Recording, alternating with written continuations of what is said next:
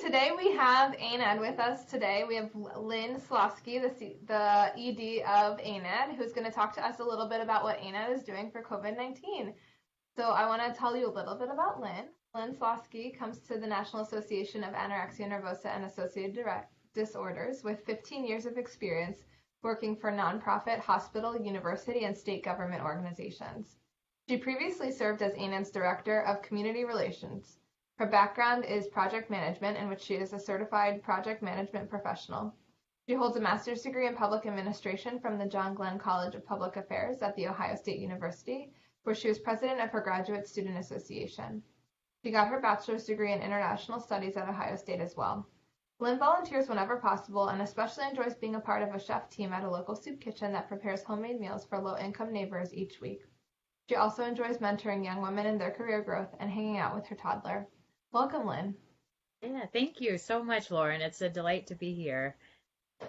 So we've been working together for a while, but for everyone else, I'd love for you to tell us a little bit about ANAD and the work that ANAD does and how we can work together. Yeah, it's been such a pleasure to get to know NEDA and you, Lauren. NEDA does such incredible work in the area of advocacy and outreach and all kinds of just awareness raising, which has been fantastic. It's a real service to both our eating disorder community and the community at large.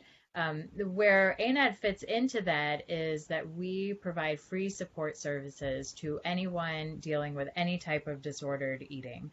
So we have a recovery mentorship program, which is kind of one-on-one friendly support, where we match someone who has themselves recovered from an eating disorder with someone who is currently going through their recovery journey. And they kind of set the boundaries and the parameters of the relationship, but it's all through phone, email, and text. We also have our support groups, which up until about 6 weeks ago were all around the country. We had about 100 of them all across the country. And now we have pivoted to 25 virtual support groups. And I can actually show you a list of these. These are accessible from our website, but as you can see, we have them kind of location based so that once they do go back to their in-person arrangement, people can continue going to them in person if possible. We have a couple LGBTQ specific support groups. We're working to get a couple other types of support groups, like a person of color support group, but right now they're mostly tied to geography and, of course, time of day. We have every day of the week, we have different times of the day, so pretty much anytime you're looking for a support group to talk with peers about what it's like to be in this pandemic right now, especially people with eating disorders can find this particularly triggering with the heightened anxiety and all the food-related restrictions and guidance about grocery shopping and things like that. So people who may consider themselves recovered may be experiencing what they would call a relapse or just heightened anxiety, and so this is an opportunity to get involved with a group of people who can understand what that's like, and we have trained all of our facilitators to be very open and welcoming and encourage conversation and just kind of being supportive and warm and welcome. So so I just wanted to highlight that. We also have a helpline. It's very similar to NEDA's helpline. In fact, NEDA and ANAD have talked about our helplines to make sure that we're offering similar services and as high quality as possible. So I do think there is value if someone is looking for help. There may be value in contacting both of our helplines because the more information you have, the better. And I think NEDA's helpline staff do a great job of researching options. I think my staff does a great job of researching options. And so between the two of our referrals, I think you would end up with a great set of recommendations. So, and we also do offer a lot of education on our website, just going through our educational guides, and we have a lot of information about what eating disorders are and things like that, if you just peruse our website at any point. So yeah, so again, we do see ourselves as a complement to NEDA, and that we are focused more on direct service to people who are currently struggling with an eating disorder. Now, that said, we are not clinical. We don't provide professional treatment. We are, again, a complement to professional treatment. So we do always encourage people calling our helpline to talk with their doctor about their issues, talk with a professional therapist about what's going on, and certainly come to us for our support group, as can be like a long-term sustainability measure, or it could be something where you attend to kind of get a sense of what other people are saying and whether some of the issues that some people are having can resonate with whatever you're thinking about. So yeah, so hopefully that gives a nice overview of what we do, and it is definitely complementary to what NEDA does. Yeah, and I know that one of the things that we've seen as volume has increased is obviously an increased need for support. So I'm so glad that you mentioned all of the support groups that you have that are now available virtually for people to be able to participate in all over the country. Yeah. I'd love to hear a little bit about how things have changed for y'all during COVID-19. Right. Yeah. Well, so we were so fortunate that so two of our core services were already set up to operate virtually. Our helpline, we just had to forward a phone to our cell phones, and now we as a staff who are all working remotely are kind of rotating who gets the helpline phone number on any given day of the week. So that was all ready to go. Our recovery mentorship has always been virtual. It's always been by phone, email, and text. So that literally hasn't changed. The one thing that has changed about that program is there's been a major uptick in interest to have a mentor. So that has been very noticeable. We actually tripled our mentor match rate in the month of March.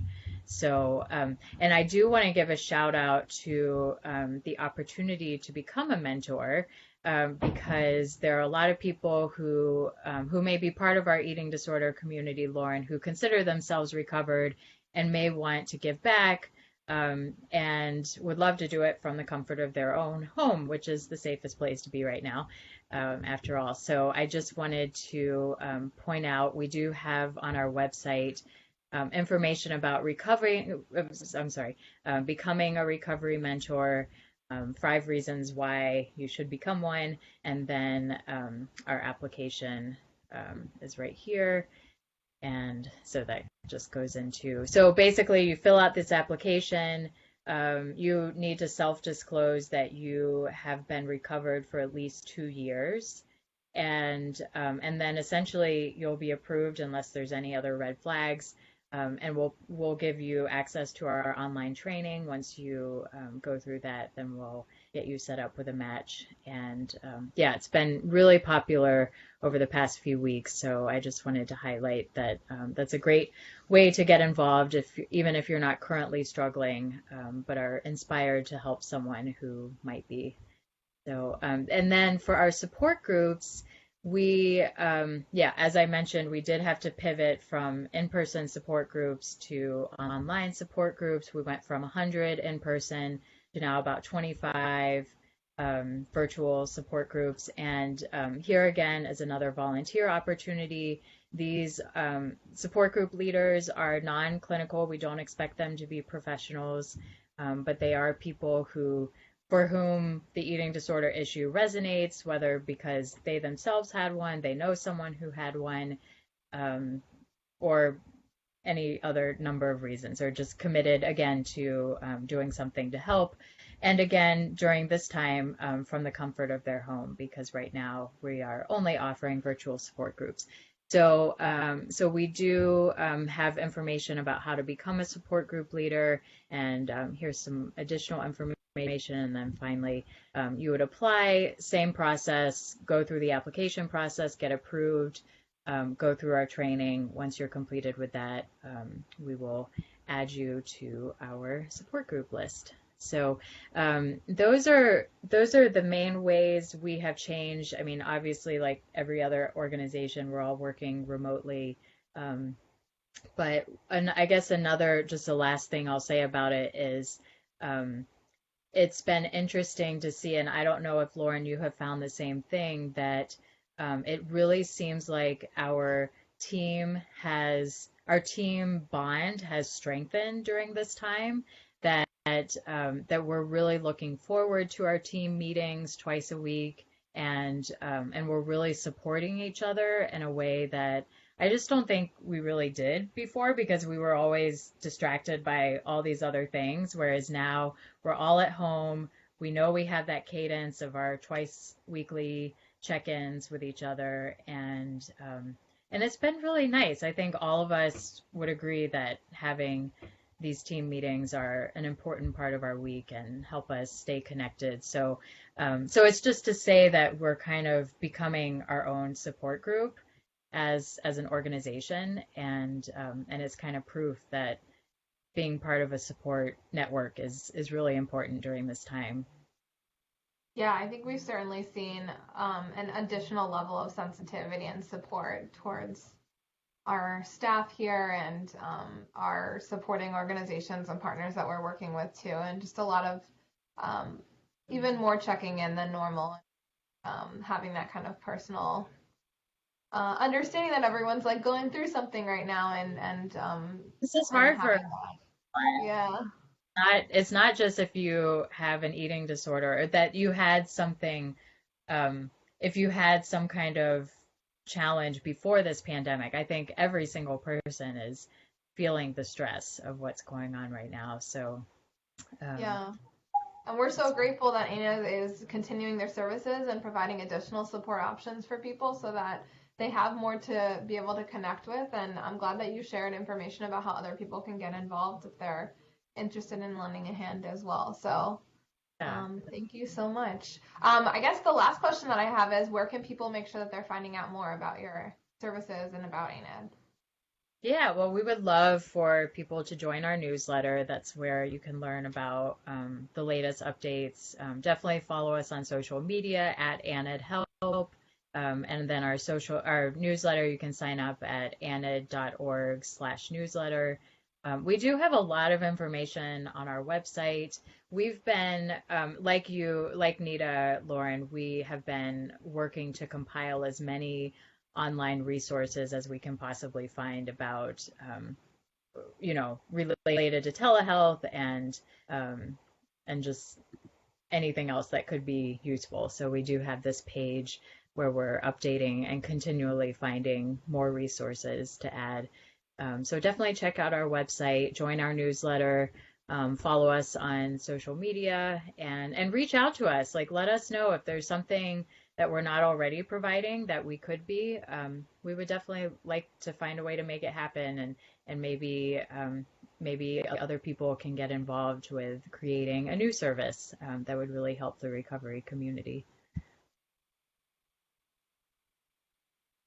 Well, thank you for taking the time to connect, Lynn, and letting everyone know about your services and what they can do to get involved. I think if anyone has additional questions, please feel free to visit their website and reach out. Our helpline also refers to many of ANAD's services. So if you have additional questions and need additional direction to go there, then we're also happy to help. So Definitely. Thank you.